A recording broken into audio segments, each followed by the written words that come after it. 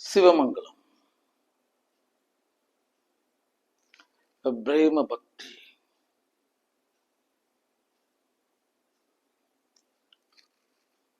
அதாவது பிரேமம், பிரேம பக்தி. ஆமா, அது ஒரு முடிவில்லாத நிலை.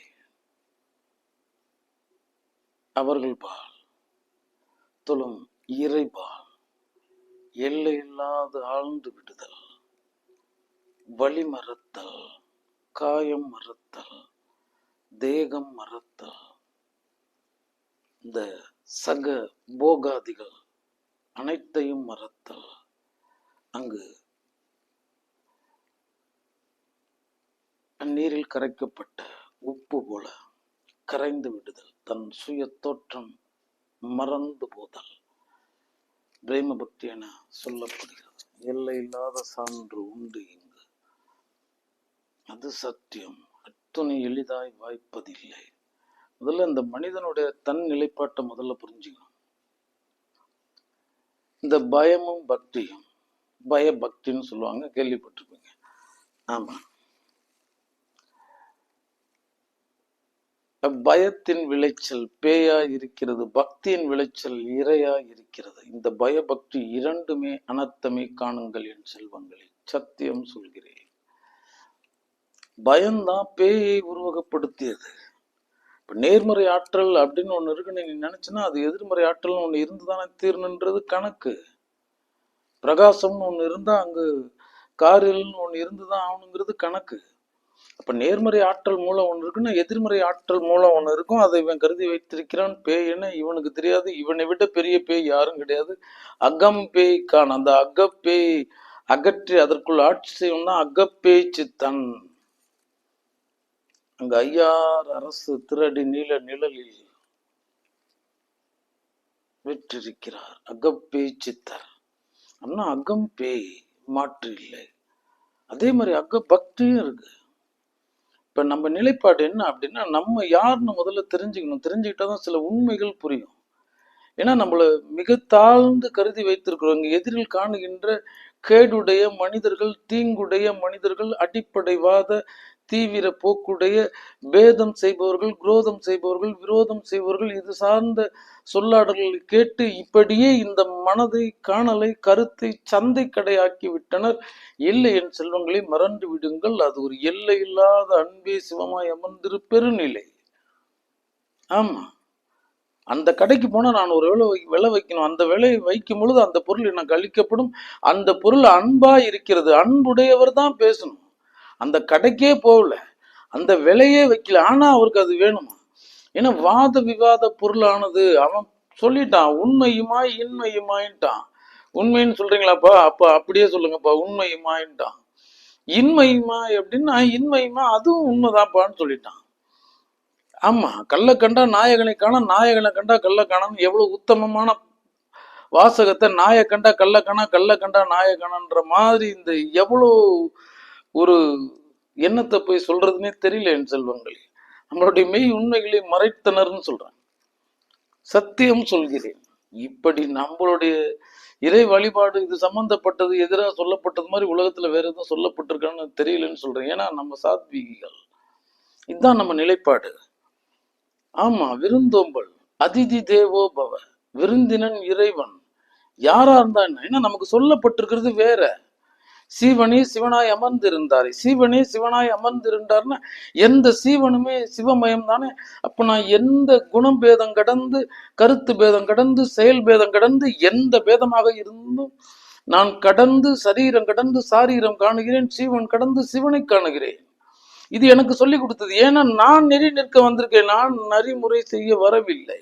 நான் ஒரு நெருஞ்சி காட்டில் இருக்கிறேன். ஏன்னா எனக்கு இது போதிக்கப்பட்டிருக்கிறது. ஏன்னா எனக்கு இங்க அறம் தான் தர்மம்.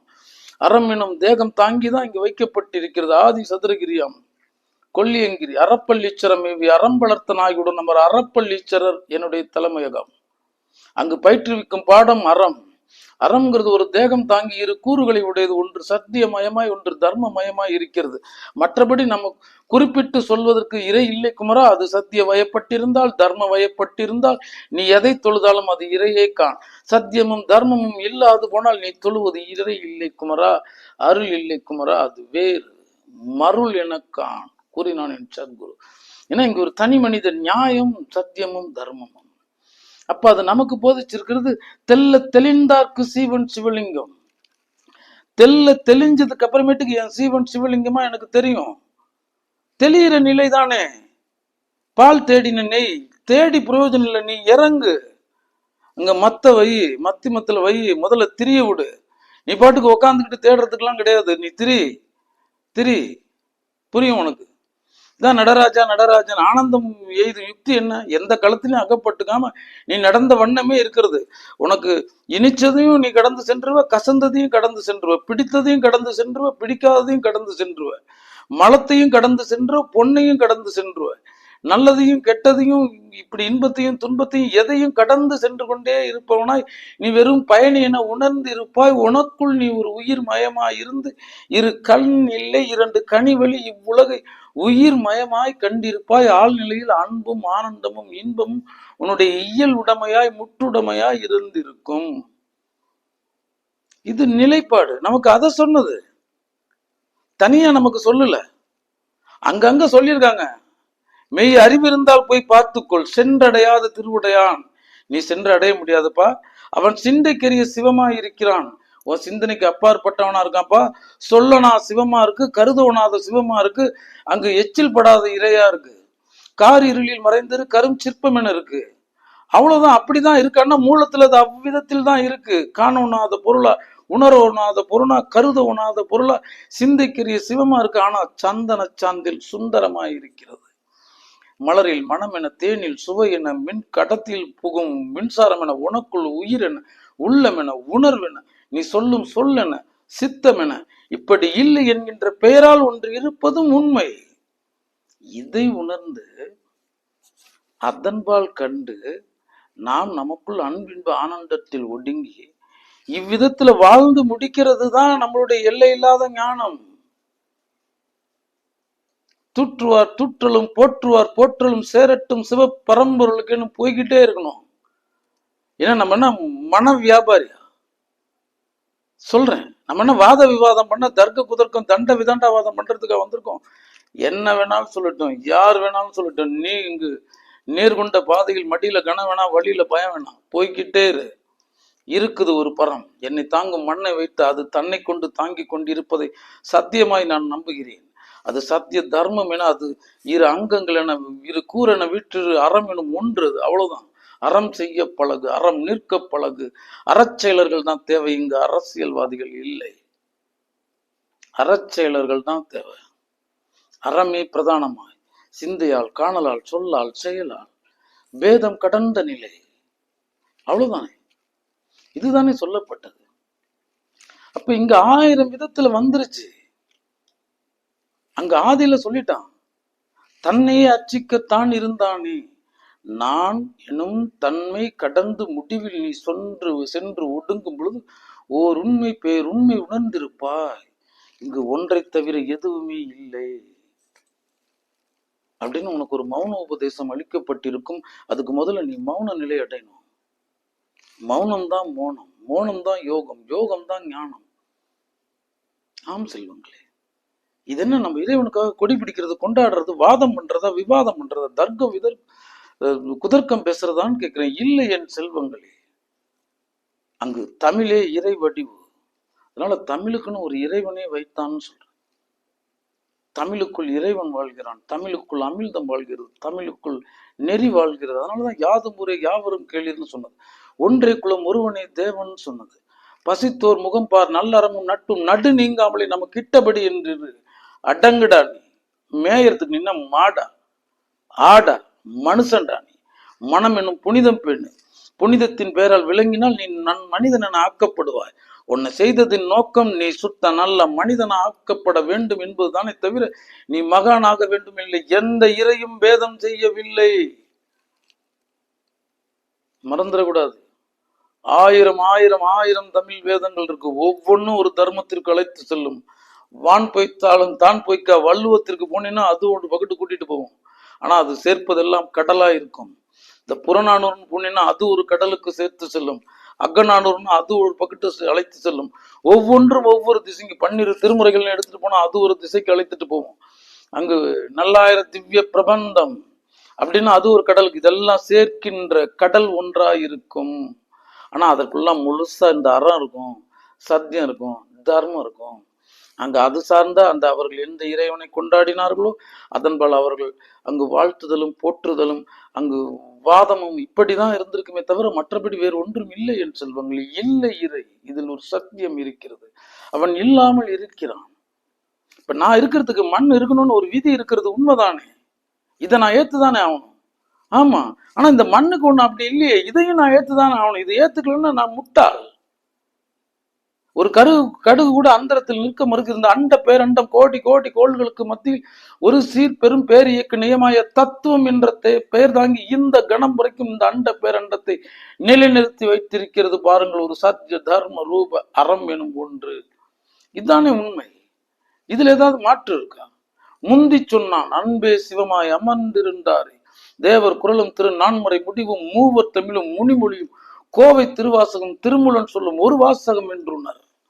மறுமந்திரம் மறுத்த ஒரு மந்திரமாம் திருமந்திரம். மறுத்து பாருங்களேன். அன்பே சிவமாய் அமர்ந்திருந்தாரே மறுத்திர முடியுமா யாராலையாவது? அன்பின் உள்ளாகி அமரும் அரும்பொருள் பெரும் பொருள் சிவ பரம்பொருள்னு சொன்னாங்க. ஒன்று கண்டீர் இன்னைக்கு யார் சொல்லிட்டு இருக்காங்க? ஒன்று கண்டீர் உலகுக்கு ஒரு தெய்வமும் ஒன்று கண்டீர் உடலுக்கு உயிராவதும் நன்று கண்டேற்கு நமசிவாய பழம் அது தின்று கண்டேற்கு திட்டித்தவாறே. ஒன்று கண்டீர் உலகுக்கு ஒரு தெய்வமும்.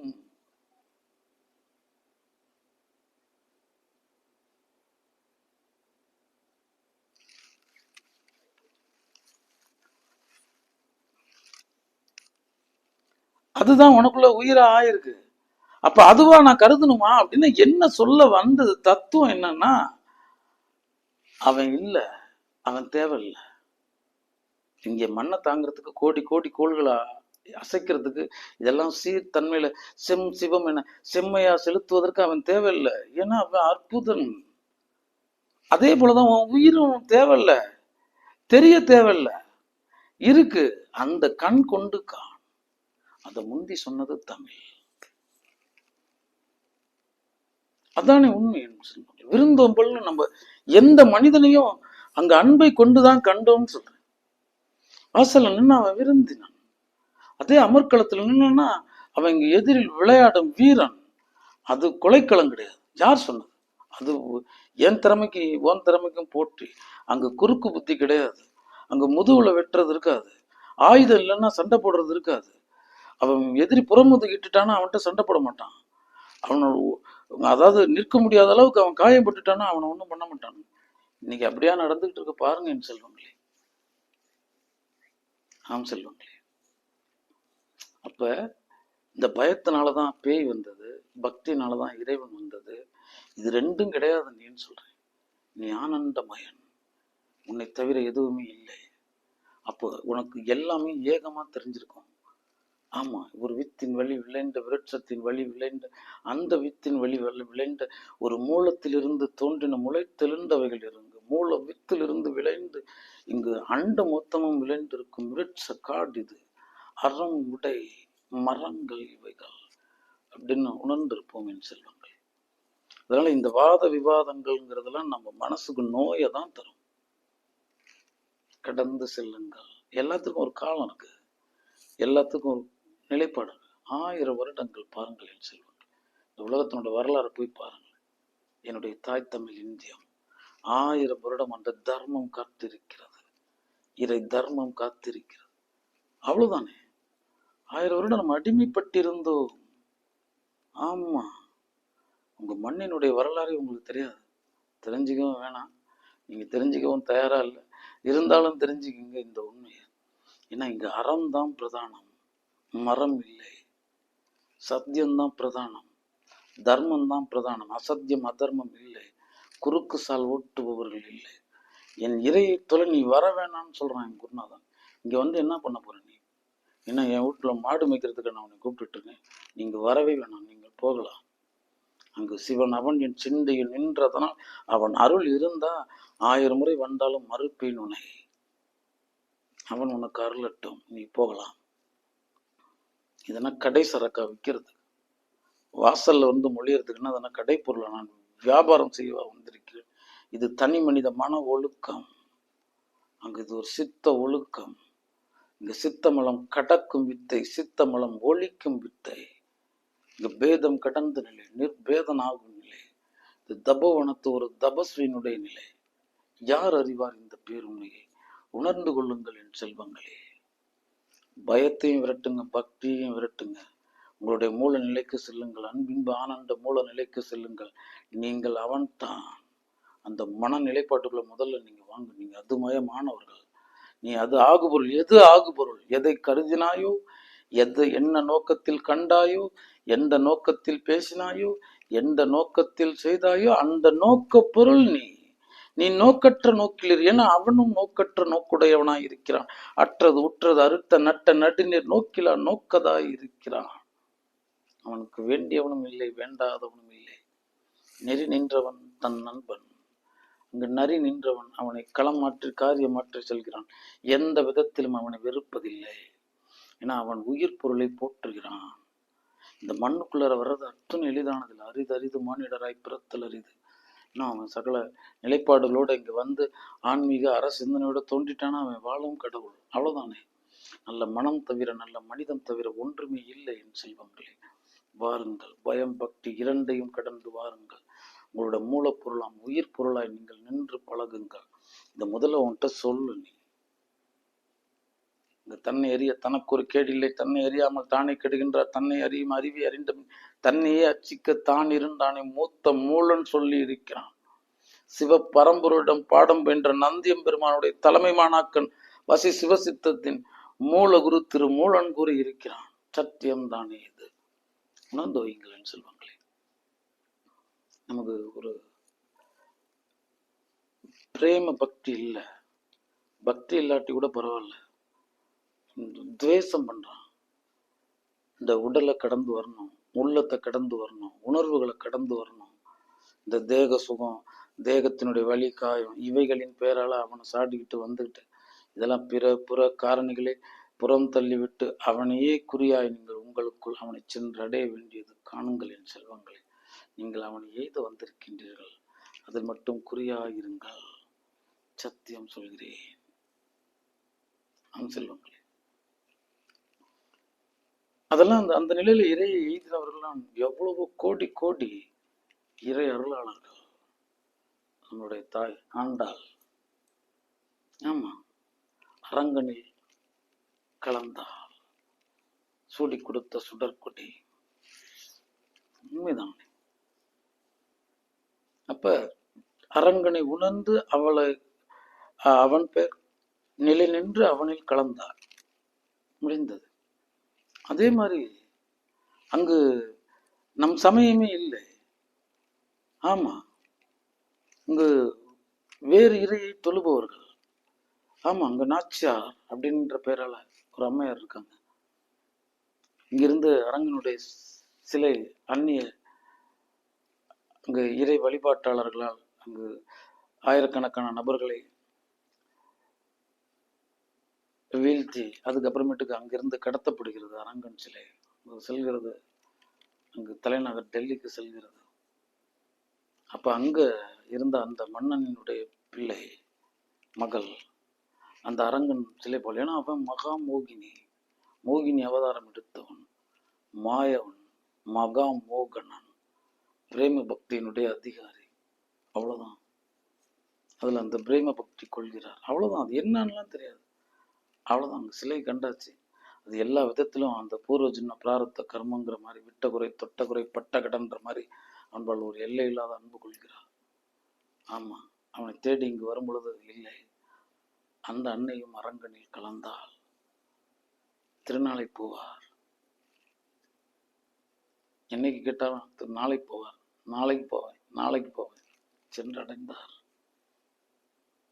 நாள் கிழமையற்ற காலம் கடந்து அங்க நமசிவாய தேவனில் கலந்தார். ஆம் செல்வங்களே, மாணிக்க வாசகமும் திருவாசகத்தின் பொருளை நடராஜனில் கலந்தார். ஆமா, அங்கு மனக்கோயில் கட்டி இறைநிலை எழுதினவர்களும் உண்டு. உன்னால முடியும். ஆமா, அந்த இறைபால் ஆழ்ந்து இருக்க முடியும். பக்திக்கு தான் இறை அருளுமே தவிர அந்த இறை இந்த இறை எந்த இறையும் யாருக்கும் அருள மாட்டாங்க. நீ விலை கொடுத்தா பொருள் உண்டு, பரம்பொருள் உண்டு. என்ன விலை? பக்தி. குரோதம் இல்லாத பக்தி, சாடாத பக்தி, தூற்றாத பக்தி. அவ்வளவுதான். இவ்வளவுதான் நிலைப்பாடு. இதை கடைபிடிச்சா போதும். நான் உனக்கு சொன்னேன், யாருக்கும் சொல்லல குமரா. இதை நான் உலக அரங்கத்துல சொல்ல முடியாது. இதே வேலையா வச்சிருக்கவங்கள்ட்ட போய் நம்ம என்னத்தை பேச முடியும்? என்னன்னா நம்மளுடைய மனத்தளவு வாழ்வு, காத்திருப்பளவு நமக்கு வாழ்வு, பொறுத்தளவு இங்கு நிலைப்பாடு. பொறுத்தார் தானே பூமி ஆண்டார். நம்ம பொறுத்ததுனால தானே நம்ம இங்கு நம்மளுடைய இந்து தர்மம் அங்கு தர்மத்தின் பெயரால் நிலை நின்று இந்த உலகையே இந்த ஆச்சரியத்தோடு காண வைக்கிறது. இதுதானே உண்மை. இதனுடைய தலையான ராஜ ரத்தினம் தமிழ் இங்கு தோன்றினது அல்லவா? இங்கு தமிழுக்கு அடிமையாகாத பேர் யார் உள்ளர்? ஏன்னா இங்க மொழியே தமிழ். என் குருநாதன் சொன்னான், குமரா,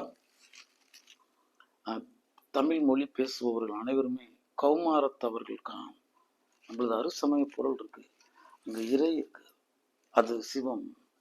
அது ரெண்டு பேர்த்துக்கு தேகம் தருது.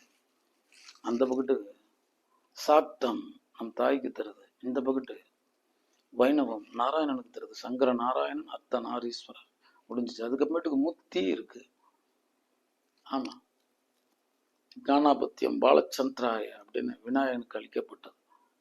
அதுக்கு அடுத்தது சௌரம், அங்க அவன் சிவபரம்பலுடைய வலதுகன் சூரியனுக்காக அளிக்கப்படுகிறது. கௌமாரம் ஞானாக்னி, அதற்காக அருளப்படுகிறது. இதெல்லாம் ஒரு குடும்பத்தோட நிலைப்பாடு.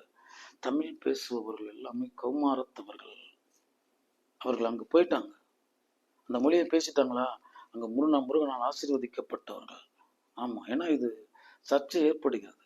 அங்கு அகத்திய தமிழ் சங்கத்துல இந்த அரங்கேற்றம் பண்ணும் பொழுது கச்சிதமாக அவன் குருநாதன் கந்த பெருமானை அழைக்க தவறிவிட்டான். தமிழ் சங்கம் இறையனாரும் எம்பெருமான் முருகவேலும் அகத்தியனும் கட்டி காத்த தமிழ் சங்கம். இங்க பெரிய அகிலாண்ட கொடி பிரம்மாண்ட நாயகன் இங்க கையிலே சிரமாய் விட இங்கு சிவ பரம்பொருள் அங்கு ஒரு சங்கத்தின் நாயகனாய் அமர்கிறான். எவ்வளவு பெரிய விஷயம் தமிழுக்காக. இப்ப முருகனை அழைக்க தவறிட்டாங்க. இப்ப எல்லாரும் நாரதர் எப்பொழுதும் போல கழகம், எப்படி நீ உன் குருநாதனை மறக்கலாம் அப்படிங்கும்போது அப்ப அகத்தியர் சொல்றார், நான் ஏன் கந்தனை அழைக்க வேண்டும்? தமிழ் தானே கந்தன். கந்தன் அருள் இல்லாத பேர் தமிழை சிந்திக்க கூட முடியாது. அமிழ்த வடிவல்லவா கந்தன். அங்கு தத்புருஷம் வாமதேவம் சத்யோஜாதம் ஈசானம் அகூரம் அதோ முகத்தில் தோன்றினவன். இதுக்கு கீழே இருக்கிறது எல்லாம் மொளவாசல். என் செல்வங்களே மறந்துடாதீங்க, இதுக்கு கீழே இருக்கிறதெல்லாம் மொளவாசல். அவன் சுத்த வாசல், அமிழ்த வாசல் இருந்து தோன்றினான், ஆக்ஞா சக்கரத்திலிருந்து தோன்றினான், நுதல் வெளியிலிருந்து தோன்றினான், ஞான கணரில் இருந்து தோன்றினான், அந்த கார்த்திகேயன். அதனாலதான் அவன் அமிழ்தம். அமிழ்தம்னா மலம் இல்லாதது, விமல ரூபம். ஆமா, தமிழ் வேறு, கண்டன் வேறு, அமிழ்தம் வேறு இல்லை. அதனாலதான் தமிழுக்குள்ள அமிழ்தம் இருக்கிறது. தமிழுக்கும் அமிழ்தம் என்று பேர். தமிழ் பேசுபவர்களுக்கு அமிழ்தம் கிட்டும். தமிழ் பேசுபவர்கள் யாராக இருந்தாலும் அவர் கந்தன் அடியார்கள் என்று அழைக்கப்படுவார் குமரா அப்படின்னு என் குருநாதன் சொன்னார். அதனால தமிழ் பேசுங்கள், இறையருள் சத்தியம். அதனால உங்க பக்தி அளவுதான் அங்கு அங்கீகாரம் கிடைக்குமே தவிர நீங்கள் தொழும் இறையினால கிடைக்காதுன்னு சொல்றேன். உன் இறைக்காக நீ வாதாடலாம், போராடலாம், கொடி பிடிக்கலாம், கோஷம் போடலாம், குழப்பங்களை செய்யலாம், உதவவே உதவாதுன்னு சொல்றேன். ஒரு கணம் கூட இங்க களத்துக்கு வரமாட்டாருன்னு சொல்றேன். யாரும் வரமாட்டாங்க, எப்போதும் வரமாட்டாங்க. வந்திருக்கும் நீயே அதுதான். அது ஒரு இயல்பினது. அந்த இயல்பு நீ எய்தும் பொழுது, ஒரு பேருண்மை புரியும் பொழுது உனக்கு அந்நியமே தெரியாது. சகலமும் என் தேகம் என தெரியும். ஒரு ஞான வித்தை. உண்டவருக்கு தானே தேனின் சுவை தெரிய வேண்டும், சர்ச்சை செய்பவருக்கு தேவையில்லை. ஆதலால் என் செல்வங்களை நீங்கள் உங்களுக்குள் அமிழ்ந்து இருங்கள். எந்த இறையை தொழுதிருந்தாலும் அதன்பால் ஆழ்ந்து இருங்கள். இந்த சமூகத்து கடினங்கள், துன்பங்கள், இந்த தேகத்தினுடைய நோய், வலி, காயம், அதை அதோட பொருத்தி பார்க்காத. ஆமா, ஏன்னா உனக்கு அருளிய இறைவன் சிறப்பா அருளியிருக்கான். இதுக்கு மேல உன்னை மன்னிக்க முடியாது, இதுக்கு மேல உனக்கு ஒன்று வழங்க முடியாது. கச்சிதமா உன்னை பொருத்தியிருக்கான். அதை கச்சிதமா நீ உணரு. இதுக்கு முன்ன போயிருந்தாலும் சர்ச்சை, பின்ன போயிருந்தாலும் சர்ச்சை, இந்த உண்மை உனக்கு தெரியாது. அதனாலதான் சிறுக சிறுக பயணி, செல்லும் அளவு செலுத்துமின் சிந்தையை, அல்லும் பகலும் அருளுடன் உறங்கினான், கல்லும் பிளர்ந்து கண்டு வெளியாகுமே. செல்லும் அளவு செலுத்தும், பிடிச்சு தள்ளாதீங்க, யாரையும் இழுக்காதீங்க. அடுத்தவனை இழுக்க நீ தொடங்கிட்டேன்னா உன் பக்தியிலிருந்து விலகிடுவ. ஆமா, அது வியாபாரமா போயிடும். ஏன்னா இது நெறி வாழ்வு. சைவம் சொல்லும், இங்க ஊன் உண்ணாதேன்னு சொல்லும், முடிஞ்சிருச்சு. சைவங்கிறது அடுத்தது சொல்லும், சுத்த சத்திய சாத்வீகம்னு சொல்லும். யார் எண்ணத்தினாலும் எவரையும் மன வருத்தம் செய்து விடாதே. இங்க எல்லாத்தையும் சக ஜீவனென கண்டு பழகு. தொற்றுபவரையும் போற்றுபவரையும் நற்றவத்து நமசிவாயத்தின் புற வடிவங்கள் எனவே கண்டு விலகு. அவ்வளவுதான்.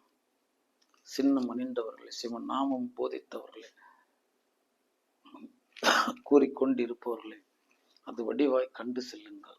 நான் ஏன் பயணத்தை கடத்த வந்திருக்கேன், ஏன் குறிக்கோள் நான் அவனை அடையிறது, அவ்வளவுதானே. இங்க யார் என்ன ஆனா எனக்கு என்ன, முடியாது. என் வாழ்க்கையை நான் வாழ்றதுக்கு என்னால முடியாது, ஏன் குறியை நோக்கி நான் போறதுக்கே முடியாது. இது அவ்வளவுதான். ஏதோ அவன் அருளால 4 பேச்சு கத்துருக்கோங்கிறதுனால நம்மையும் பின்தொடரும் 4 நல்ல மாணவர்களுக்கு இதை சொல்றோம். அதை அவங்களை கடைபிடிக்க சொல்லல. எப்பொருள் யார் யார் வாய் கேட்பினும் அப்பொருள் மெய்ப்பொருள் காண்பதறிவு, எப்பொருள் எத்தன்மையதாயினும் அப்பொருள் மெய்ப்பொருள் காண்பதறிவு. இந்த 2 கண் கொண்டு இந்த சொல்லை ஆய்வு செய்யுங்கள். அதில் சத்தியம் இருப்பின் அதற்கு அடிபணிந்து நெஞ்சுக்கு நீதி அப்படியே பயணித்து வையுங்கள். பாவப்பட்ட மனிதர்கள் ஒருத்தர் துன்பப்படுத்துறதுனாலும், ஒருத்தர் சொல்லால காயப்படுத்துறதுனாலும், எண்ணத்தால காயப்படுத்துறதாலும், செயலால காயப்படுத்துறதாலும், அங்கு காயப்படுத்துபவர் 2வது தான் காயப்படுகிறார், செய்பவர் தான் முதல்ல காயப்படுகிறார். வாழும் காலம் வரை அவரால் அடங்க முடியாது, தனக்குள் பொருந்த முடியாது. வாழும் காலம் வரை வக்ர உக்ர விரோத துரோகத்திற்கு நம்ம தீனி போட வேண்டிய கட்டாயத்தில் இருப்போம். இவைகளெல்லாம் விட்டு ஒழியுங்கள். இவங்களாம் நம்மளுடைய சகோதரங்கள். ஒரு சுவாசம் ஒரு காற்று கருவறையினும் ஓர் தாய் வயிற்று பிள்ளைகள். நாம் எல்லாம் உணர மறந்த உத்தம மனம் படைத்தவர்கள், பிராண பண்டற்றவர்கள், உயிர் வரையில் தொடர்பில் இருப்பவர்கள், ஒருவருக்காக ஒருவர் விட்டு கொடுக்க வேண்டிய கட்டாயத்தில் இருப்பவர்கள், ஒருவருக்காக ஒருவர் இந்த துன்பம் ஏற்க வேண்டிய கட்டாயத்தில் இருப்பவர்கள். அதனாலதான் என் செல்வங்களே நாம் எல்லாம் இவ்வளவு துன்பங்களை சகித்துக்கிட்டு இருந்தது. அதனாலதான். ஏன்னா இங்க எல்லாம் தோன்றிட்டோம், ஒரே வீடு, அவ்வளவுதான். விண்பொருள் மண் பொருள் இதெல்லாம் கூடின ஒரு கூடு, ஒன்றே குலம் ஒருவனே தேவன். இதை உணர்ந்ததுனாலதானே நம்ம இதெல்லாம். எந்த கொடுமைகளையும் தாங்கிக் கொள்ளுங்கள், எந்த வன் சொல்லையும் தாங்கிக் கொள்ளுங்கள், எந்த தீய செயலையும் கடந்து செல்லுங்கள். இருக்கிறான் ஒருவன், அவனுக்கு தெரியும், அவனை விட சிறந்த நியாயஸ்தன் யாருமே இல்லை. முற்பகல் பிற்பகல் அங்கு அவன் நியமம் வகுத்திருக்கிறான். இங்கு தப்பினவர் எவரும் இல்லை. நீங்க வாழ்ந்ததின் பலனை இழந்து விடாதீர்கள். வாழ்வை அர்த்தப்படுத்துங்கள். ஒரு அன்பு இன்ப ஆனந்த உணர்வினாலும், ஒரு நிம்மதியினாலும், ஒரு இயல் அடங்கலினாலும் மட்டும்தான் நீங்க ஒரு தன்னிறைவை எய்த முடியும். உங்க வாழ்வை நீங்க அர்த்தப்படுத்த முடியும். நீங்கள் உங்கள் மனைக்குள் வினை புரியுங்கள். சிவமங்கலம்.